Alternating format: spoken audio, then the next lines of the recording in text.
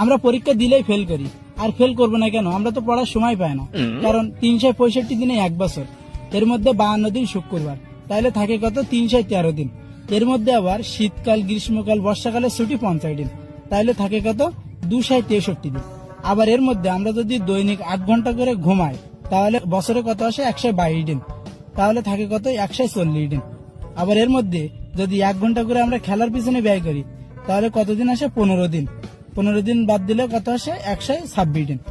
এর মধ্যে যদি 2 ঘন্টা করে খাওয়ার, গোসল করার পিছনে ব্যয় করি, তাহলে 30 দিন চলে যায়, তাহলে থাকে কত? 96 দিন। এর মধ্যে আমরা প্রত্যেক দিন কথা বলার পেছনে 1 ঘন্টা করে ব্যয় করি, তাহলে বছরে কতদিন হয়? 15 দিন। তাহলে 15 দিনে যদি বাদ দেয়, তাহলে থাকে কত? 81 দিন। এর মধ্যে আমরা পরীক্ষা দেই খালি 35 দিন, তাহলে থাকে কত? 46 দিন। এর মধ্যে ঈদ আছে, বিভিন্ন উৎসব আছে, কনসার্ট আছে, এইসব জায়গায় যেতে যেতে আমাদের 40 দিন চলে যায়, তাহলে আর থাকে কয়দিন? মাত্র 6 দিন।